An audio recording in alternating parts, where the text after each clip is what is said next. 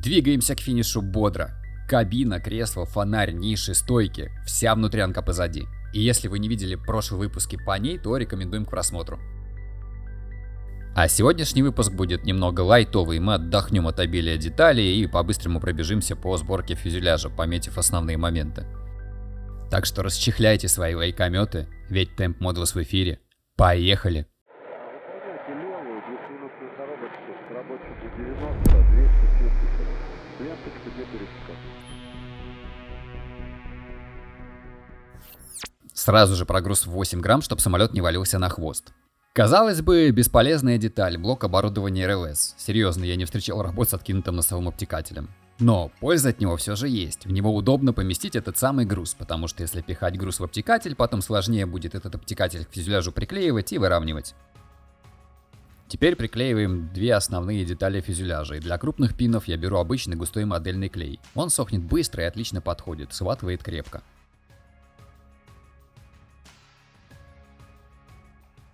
Половины для их размера стыкуются очень хорошо.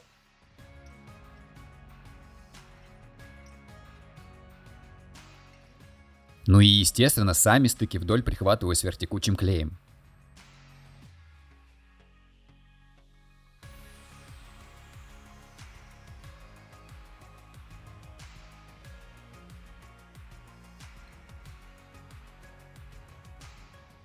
Там, где пластик напряжен, схватываю сначала суперклеем вместо напряжения, а потом добиваю модельным клеем.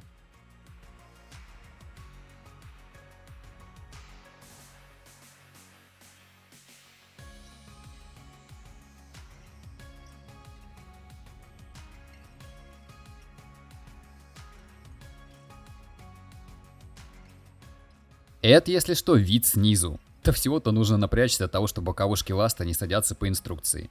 ГВХ срочно надо перестать выеживаться объемными рендерами в ней, а делать как трумпетер линиями. Механизацию я вклею только после того, как покрашу, задекалю и завезерю модель. Половинки предкрылков утапливаются одна в другую. И я не понимаю, в чем удобство этого метода, ведь образуется жирный стык, который проходит через всю детализацию и расшивку нижней поверхности. Его нужно убрать, его нет ни на фото, ни на чертежах. Почему не сделать его на кромке, где самое удобное место, чтобы его затереть? А вот тут стык и должен быть, правда толщиной с расшивку, а не как канава. Стабилизаторы тоже пока не буду приклеивать до самого конца сборки, а там посмотрим. В их подвижности на готовой модели на самом деле тоже особого смысла нет. Единственное, что тут приклею сразу, так это рули направления на килях. А вот сами кили тоже не буду приклеивать до самого финала, поэтому лучше убедиться, что они хорошо стыкуются с фюзеляжем.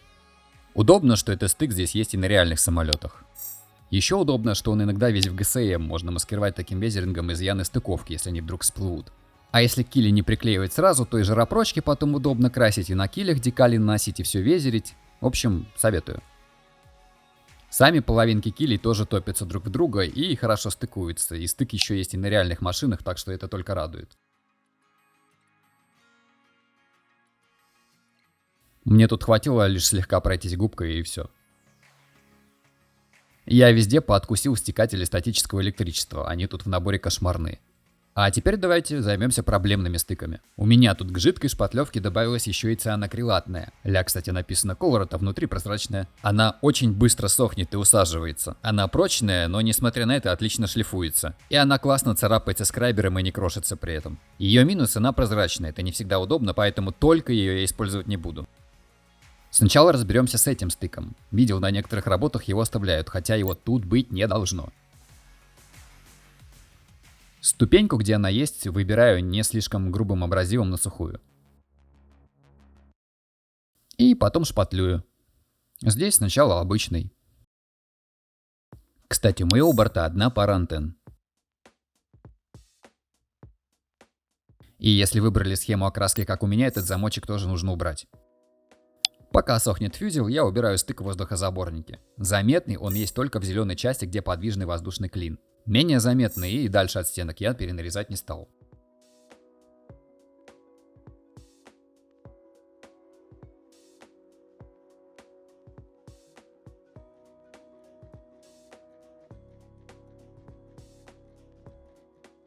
А вот начинается чистое читерство, вот такая японская лента. Она жесткая и практически не деформируется скрайберами, и еще она очень липкая. Это почти то же самое, если бы джасовский металлический трафарет для скрайберов можно было нарезать и лепить к пластику. Как следствие, восстанавливать расшивку и нарезать новые линии стало капец как удобно.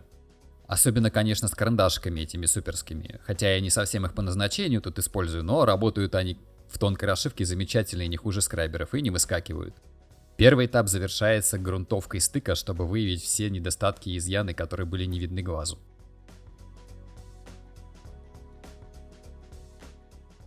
Где-то шпатлевка сильно уселась, где-то ее не хватило, где-то она покрошилась, ну и прочие дефекты вывожу уже цианокрилатной шпатлевкой. Повторно шпатлюю, шлифую, грунтую, чтобы стык вообще исчез, а все линии и расшивки были ровненькими. Но обычно одного цикла вполне хватает.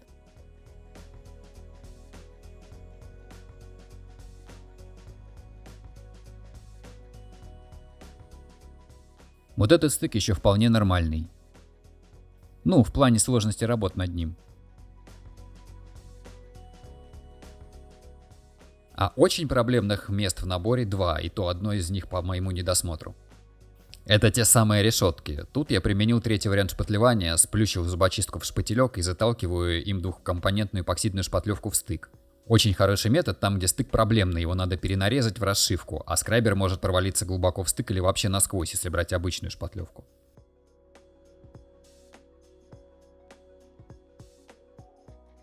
Эпоксидная двухкомпонентная, когда высыхает, становится жесткой, как пластик.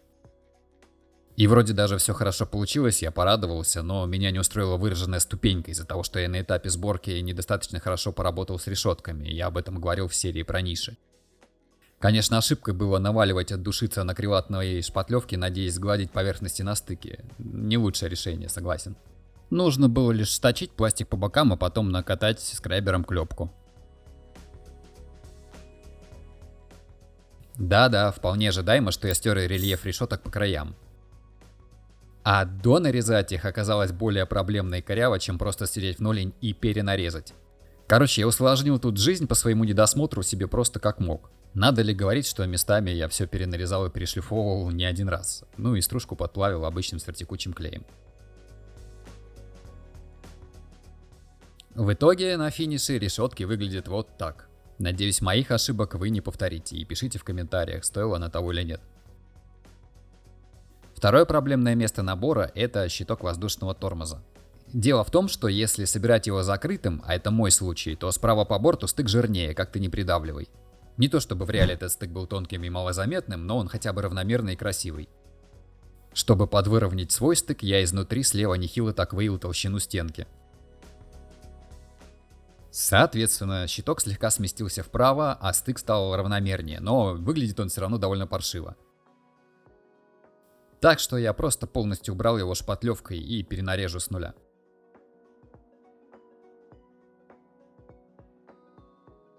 Опять беру офигенскую маск-ленту и балдежный карандашик. Кто, кстати, знает аналоги такой ленты в продаже сейчас доступные, кидайте наводки в комментарии.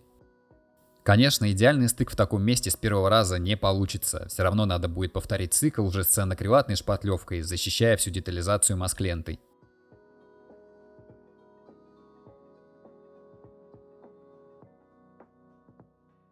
Наконец-таки черный грунт показывает мне, что я справился. В таких местах очень много и клепки тоже, так что восстанавливал такими вот ревитерами, подбирая нужный ревитер прям по оставшейся клепке.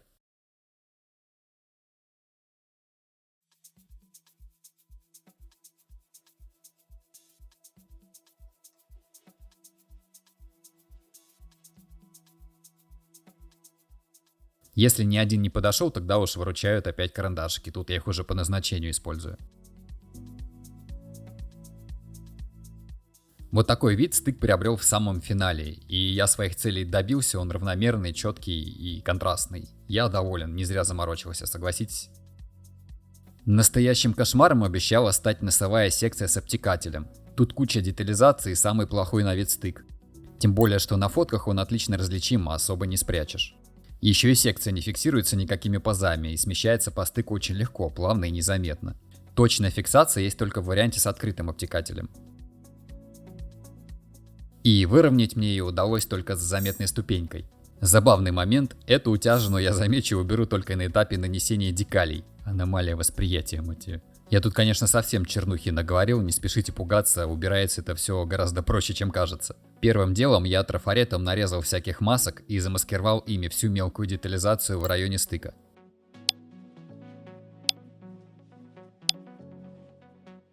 Ту, что слишком близко к стыку, прям хорошо так углубил. Как я эту утяжину не заметил, она все время на меня смотрела.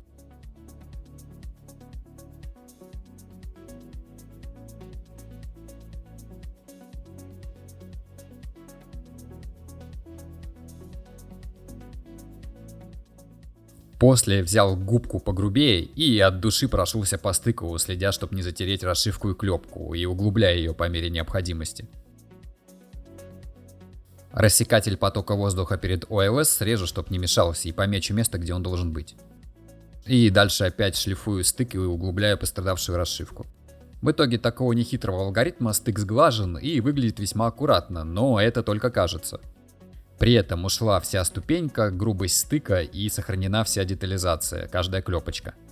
Беспощадная грунтовка выявила все убитые участки стыка.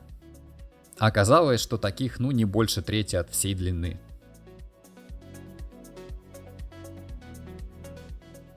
И несмотря на их пугающий вид, как оказалось, вывести их совсем несложно с помощью цельнокрылатной шпатлевки. Либо мой опыт сказывается, либо набитая рука. Пожалуй, самый такой участок, где шаблон приходилось нарезать на глаз.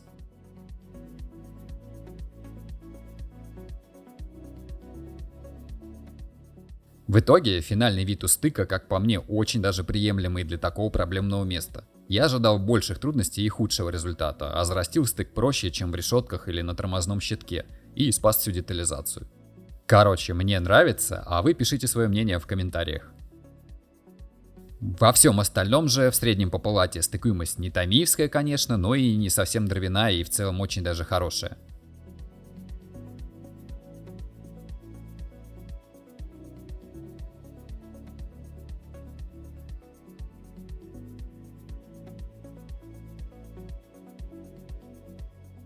Килли так вообще самые беспроблемные. Вот чего я не понял. Совсем не понял. Это по замыслу ГВХ что вообще за гармошка? На всех фотках датчик вроде вот так выглядит. Тут, наверное, просто деталь предусмотрели, но на литники не добавили, или что? Может, оно так выглядело в первых сериях машин или в китайских версиях, кто знает. В общем, я человек простой. Вижу фото, делаю по фото. Саму линзу вырезаю из рамки литника.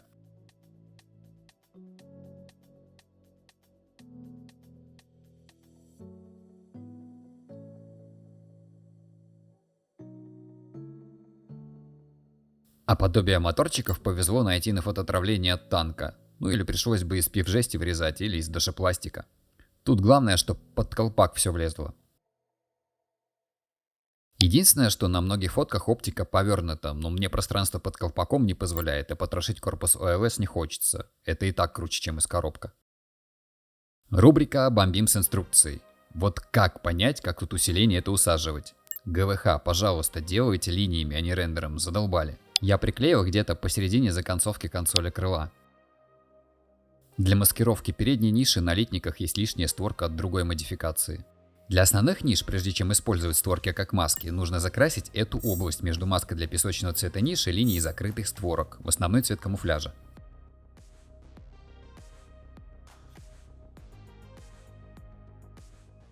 И после можно не бояться, что где-то лента отлипнет, ты вовремя не заметишь этого и будут поддувы. Комфортно и удобно.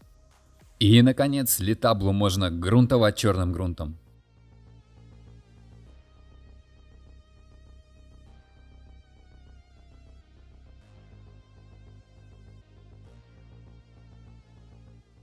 Попутно, конечно, еще всплывут кое-какие мелкие дефекты, незаметные на голом пластике, без этого просто не бывает. Но все трудности позади, мелкие дефекты убирать легко и быстро. У меня обычно получается грунтовать в 2-3 подхода. Первый слой основной. Затем беру мелкозернистый финишный абразив. И потом прохожусь по сложному рельефу и шершавым на ощупь местам.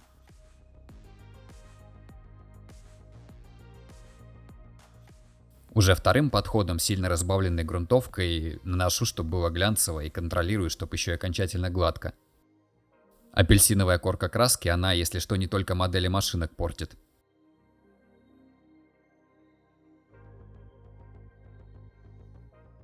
О, кстати, на стабах стекателя не откусил.